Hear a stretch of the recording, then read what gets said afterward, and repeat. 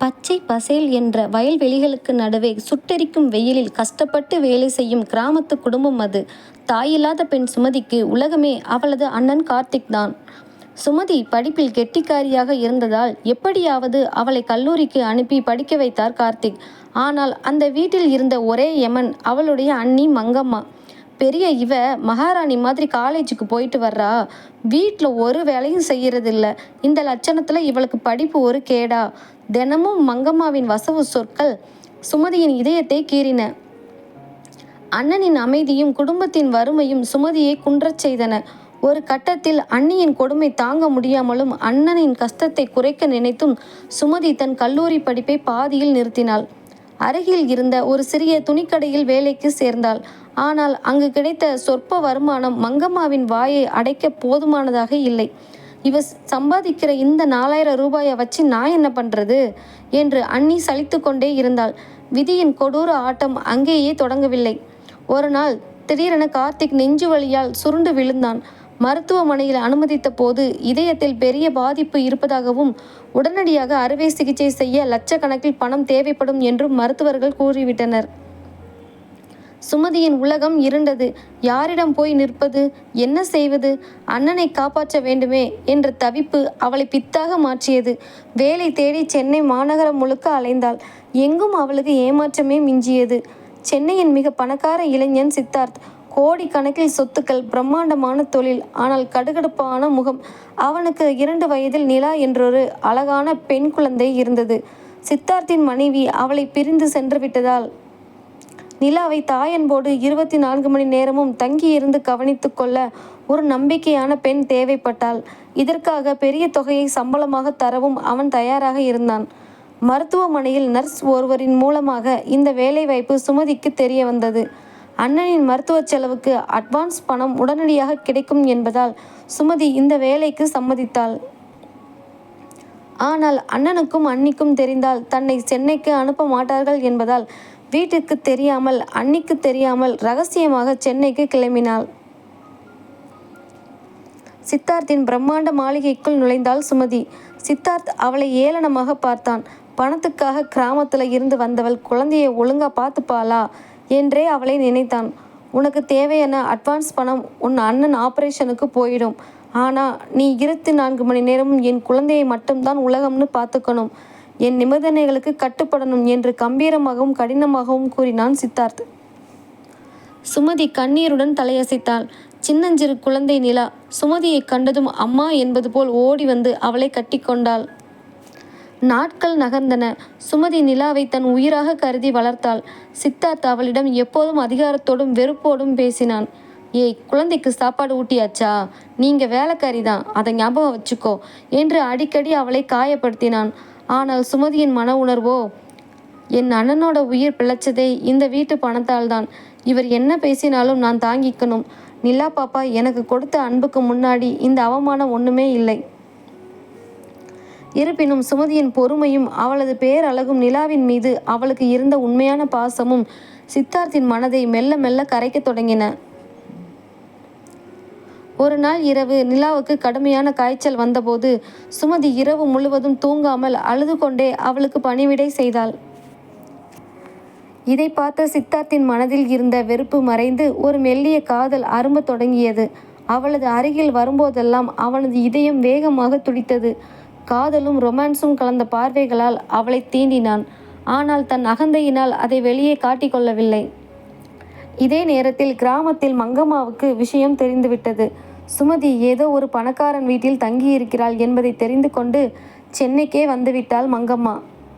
சித்தார்த்தின் வீட்டின் முன்னே நின்று, அடி பாவி, காசுக்காக கல்யாணம் ஆகாத வயசு பொண்ணு ஒருத்தன் வீட்டில் இப்படி தங்கி வேலை செய்கிறியா? ஊர் உலகத்தில் இல்லாத கொடுமையா இருக்கே.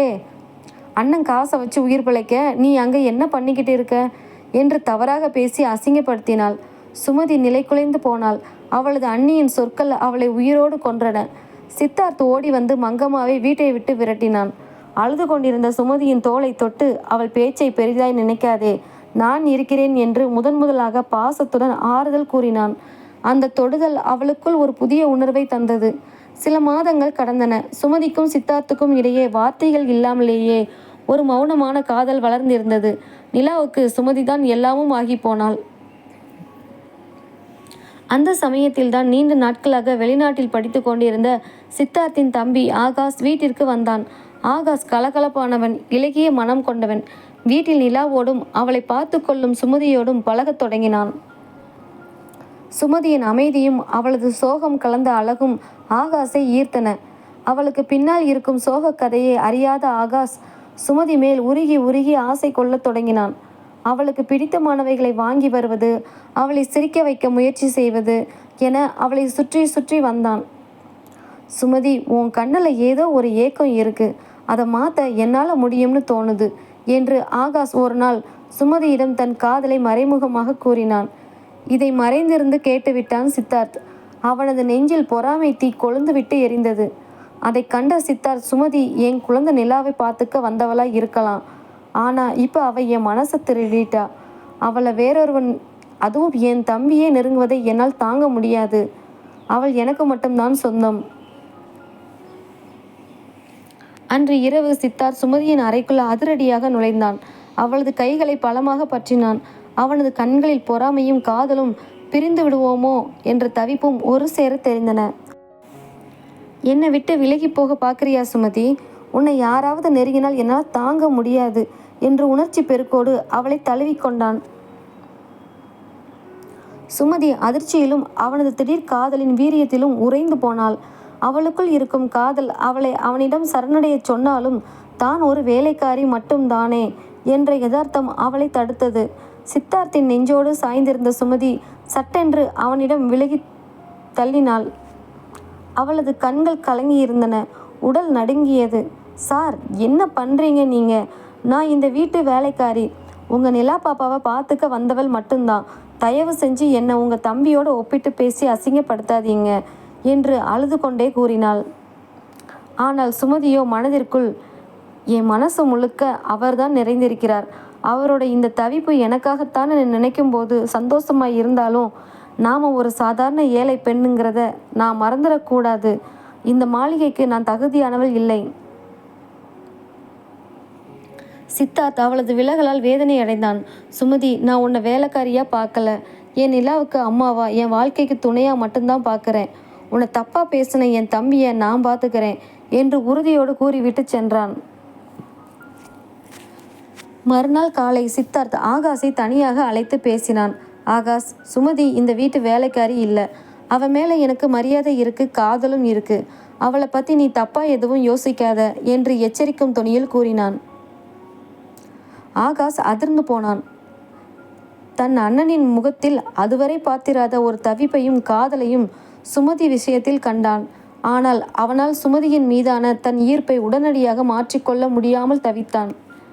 இதற்கிடையில் கிராமத்தில் உடல்நிலை தேறிய சுமதியின் அண்ணன் கார்த்திக் சுமதிக்கு தெரியாமல் சென்னைக்கு வந்தான். மங்கம்மாள் சுமதி தங்கியிருக்கும் வீட்டை பற்றி ஏற்கனவே அரைகுறையாக சொன்னதை வைத்து தேடி அலைந்து ஒரு வழியாக சித்தார்த்தின் மாளிகையை கண்டுபிடித்து விட்டான். மாளிகையின் வாயிலில் காவலாளியிடம் கெஞ்சி கார்த்திக் உள்ளே நுழைந்தான். அங்கே நிலா பாப்பாவுக்கு சாப்பாடு ஊட்டி அவளோடு விளையாடி கொண்டிருந்த சுமதியை பார்த்தான். சுமதி என்ற கார்த்திக்கின் குரல் கேட்டு சுமதி திரும்பினாள். தன் அண்ணனை கண்டதும் அவளுக்கு மகிழ்ச்சியும் பயமும் ஒன்றாக கலந்தன. அண்ணா, நீ எப்படி அண்ணா இங்கே வந்த? உடம்பு இப்போ நல்லா இருக்கா என்று ஓடி சென்று அவன் கைகளை பற்றினாள். நான் நல்லா இருக்கேன் சுமதி, ஆனால் நீ ஏமா என்கிட்ட பொய் சொன்ன?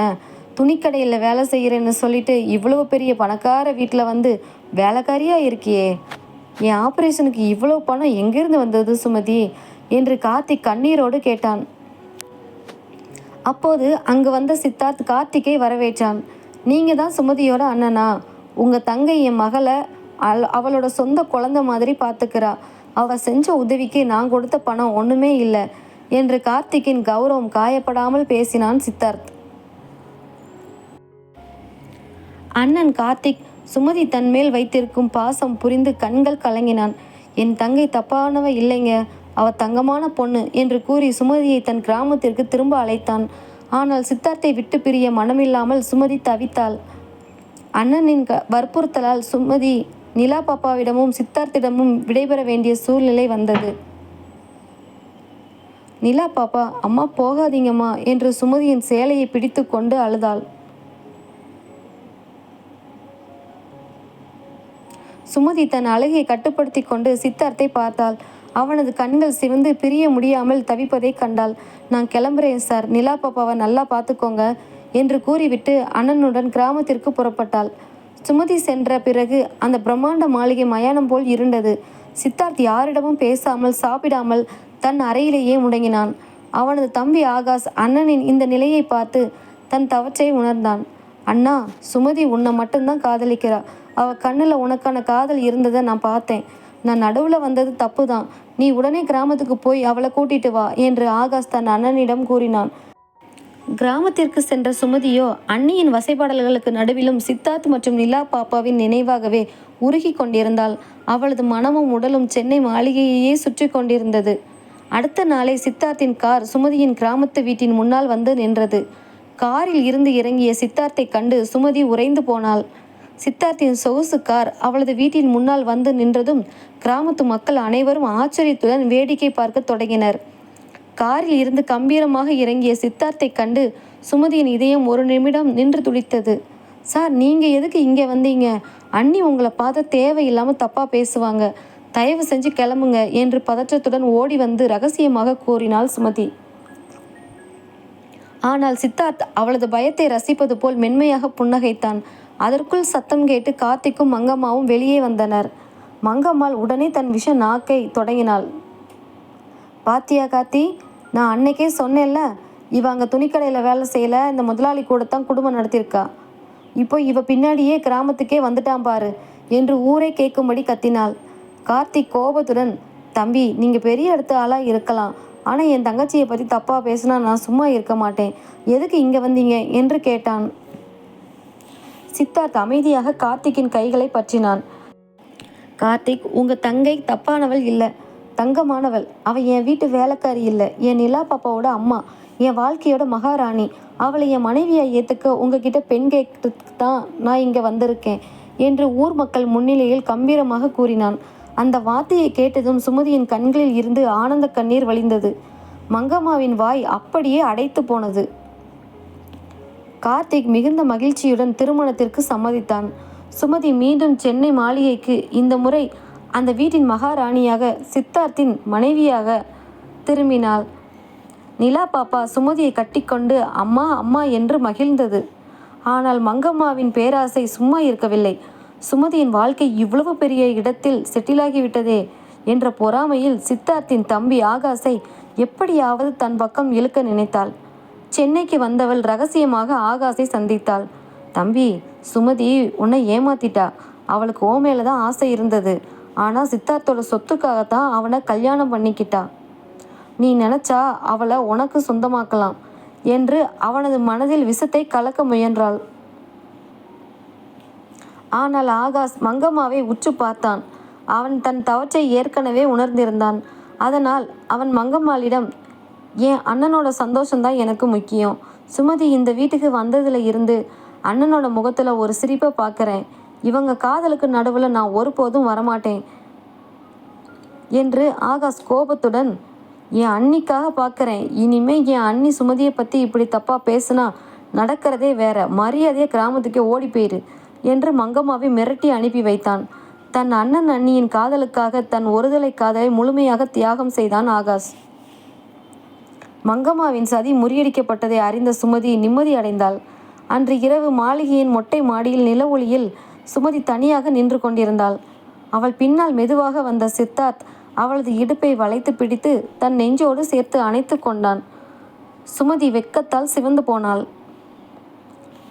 இப்போவாவது சொல்லு சுமதி, நான் உன்னை வேலைக்காரியை நடத்தினப்போ என் மேலே உனக்கு கோபம் வரலையா என்று கேட்டான். நீங்கள் கோபமாக பேசினப்போ கூட உங்கள் கண்ணில் எனக்கான தேடலும் பாசமும் இருந்தது எனக்கு தெரிஞ்சது சார். அந்த பாசத்துக்காக நான் இந்த ஜென்மம் முழுக்க உங்களுக்கு வேலைக்காரியாகவும் காதலியாகவும் இருக்க தயார். உங்கள் கோபத்தில் இருந்த காதலை நான் அப்போவே கண்டுபிடிச்சிட்டேன் சார் என்று சுமதி வெட்கத்துடன் கூற, சித்தார்த் அவளது நெற்றியில் முத்தமிட்டு தன் காதலை முத்திரையிட்டான். கிராமத்து காட்டு வேளையில் கஷ்டப்பட்ட சுமதி தன் தியாகத்தாலும் உண்மையான அன்பினாலும் அந்த பிரம்மாண்ட மாளிகையின் நிரந்தர அரசியாக சித்தார்த்தின் இதய ராணியாக மாறினாள். நிலா பாப்பாவின் கலகலப்பான சிரிப்புடன், சித்தார்த்தின் எல்லையற்ற ரொமான்டிக் காதலுடன் அவர்களது வாழ்க்கை ஒரு அழகான காவியமாக இனிதே நிறைவடைந்தது.